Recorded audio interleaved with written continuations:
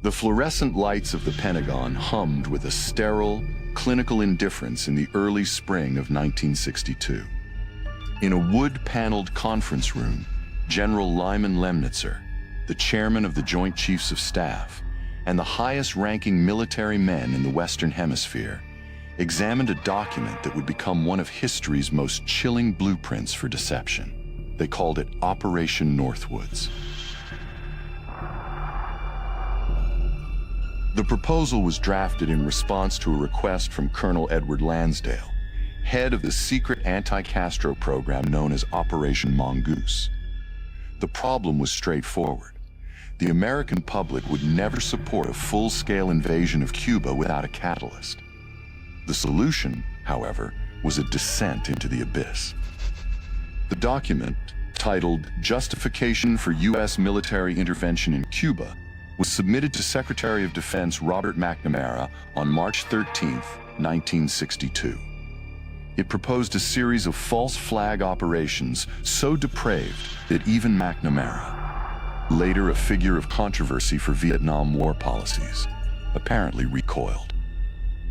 The first melody in this symphony of cynicism was the Communist Cuban Terror Campaign. The Pentagon planned to set off bombs in Miami and even Washington, D.C., staging a fake reign of terror that would be blamed on Castro. The official memo chillingly notes, "We could blow up a U.S. ship in Guantanamo Bay and blame Cuba," adding that casualty lists in U.S. newspapers would cause a helpful wave of national indignation. The Remember the Maine incident that sparked the Spanish-American War was to be resurrected for a new generation. Then came the maritime gambits. The Joint Chiefs planned to sink a boatload of Cubans en route to Florida, real or simulated.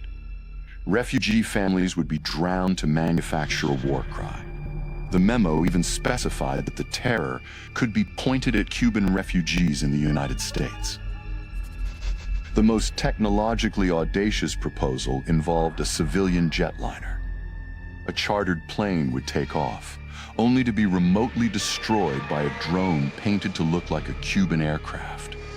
The black boxes would be tampered with, the wreckage staged, a massacre manufactured from scratch to frame Havana. Even the life of astronaut John Glenn was considered expendable.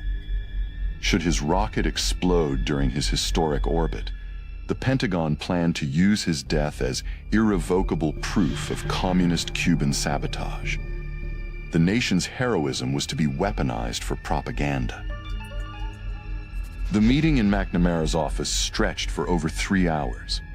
Lemnitzer and his generals, the architects of the most corrupt plan ever devised by the U.S. government, as author James Bamford later called it, pressed their case.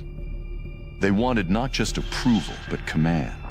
It is recommended that this responsibility for both overt and covert military operations be assigned the Joint Chiefs of Staff. The record of the meeting is chillingly silent on the details of McNamara's rejection. But 3 days later, on March 16th, President Kennedy himself addressed the issue. Meeting with Lemnitzer and the Cuba Project team, Kennedy bluntly stated that we were not discussing the use of U.S. military force. The proposal was dead. What is perhaps most disturbing about the rejection, however, is not what Kennedy said, but what he didn't say. There is no record of moral outrage, no presidential condemnation of the plan's depravity. The proposal was not shelved because it was evil. It was shelved because it was deemed not strategically advantageous. The Joint Chiefs had presented the plan as a military necessity, not a moral transgression.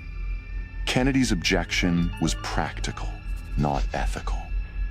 He feared the plan would be discovered, that it would backfire and damage American credibility on the world stage. The lives of the innocent were never the primary concern. The risk of exposure was. The calculus was cold, clinical, and transactional. Lemnitzer would soon be denied another term as chairman, shuffled off to Europe in what many viewed as a quiet punishment.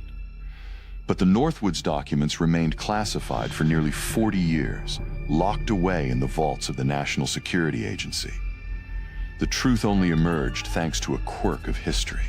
Public interest in the JFK assassination led to a law requiring declassification of documents.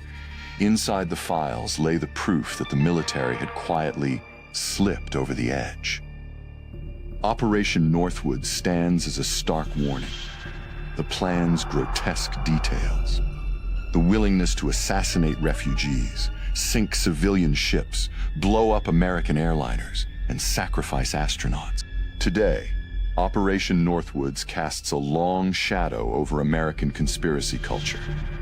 For 9/11's truthers and other theorists, the document provides a disturbing precedent.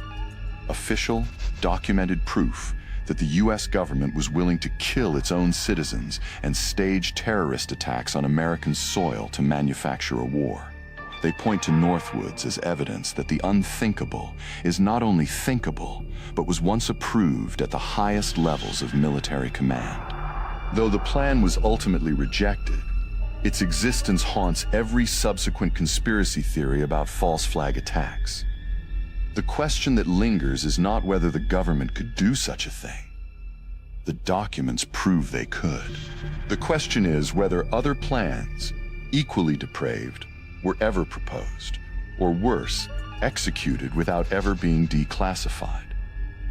Operation Northwoods stands as a stark warning. In the corridors of power, even the lives of citizens are seen as expendable resources in the pursuit of war. The plan was rejected, but the fact it was written haunts us to this day.